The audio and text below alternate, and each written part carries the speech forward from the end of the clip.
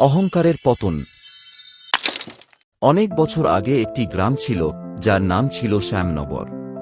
এই গ্রামের এক অত্যন্ত রাগী এবং অহংকারী রাজা বাস করতেন। রাজা ছিল একেবারে নির্দয়, গ্রামের সাধারণ মানুষের প্রতি তার কোনো সহানুভূতি ছিল না।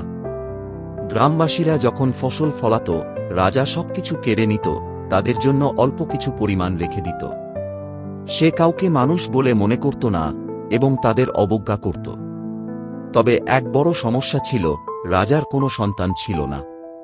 তবুও সে কখনোই তার একাকিত্বের জন্য দুঃখিত হতো না। সে তার রাজত্বে সকলকে শাসন করতে থাকত, অথচ নিজে একা ছিল। একদিন এক গরিব চাষির বাড়িতে পুত্র সন্তানের জন্ম হয়। এই চাষি এতটাই গরিব ছিল যে তারা তাদের সন্তানকে ভালোভাবে খাওয়াতেও পারত না।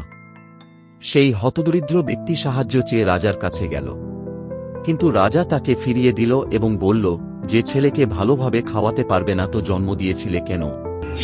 তাকে মেরে ফেলো, আমার কাছে কোনো সাহায্য পাবে না।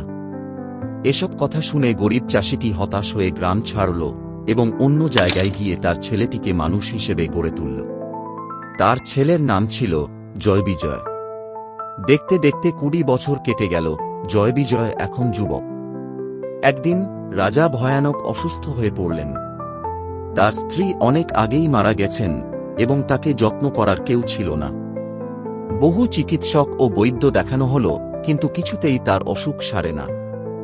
একসময় এক ঋষিমুনি রাজাকে দেখে বললেন, রাজার সুস্থ হয়ে যাবে, কিন্তু 7 সমুদ্র 13 নদী পেরিয়ে একটি পাহাড়ের উপরে চকমকি গাছ আছে, তার পাতার রস রাজাকে খাওয়ালেই রাজা সুস্থ হয়ে উঠবেন। রাজা ঘোষণা করল, যে এই পাতা এনে দিতে পারবে তাকে প্রচুর অর্থ পুরস্কৃত করা হবে। জয়বিজয়, সেই গরিব ছেলেটি খবর পেয়ে বলল, আমি যাব, আমি পাতা এনে দেব।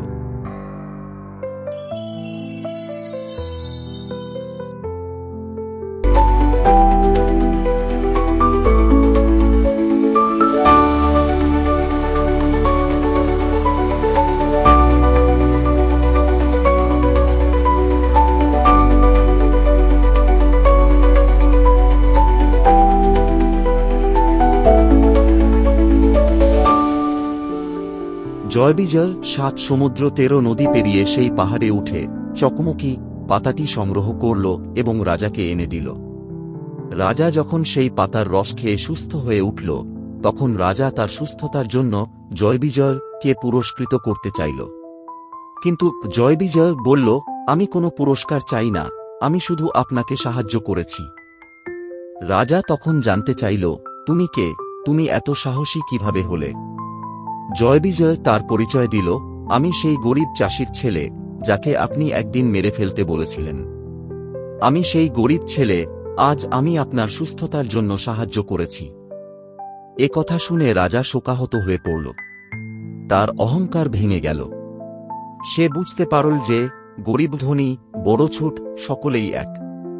তিনি জয়বিজয়কে তার পুত্রের মতো গ্রহণ করলেন এবং সমস্ত রাজ্য, রাজত্ব, অর্থ সম্পত্তি তাকে দিয়ে দিল। এরপর থেকে রাজা সমস্ত গ্রামবাসীর সাথে মিলেমিশে একসাথে বসবাস করতে লাগল, আর তার অহংকার আর কোনদিন ফিরে এল না। মোরাল অফ দ্য স্টোরি: অহংকার পতনের কারণ এবং গরিব মানুষদের অবজ্ঞা করা উচিত নয়। সকলেই মানুষ, সবারই সমান মর্যাদা রয়েছে। আমাদের একসাথে মিলেমিশে থাকতে হবে এবং একে অপরকে শ্রদ্ধা করতে হবে।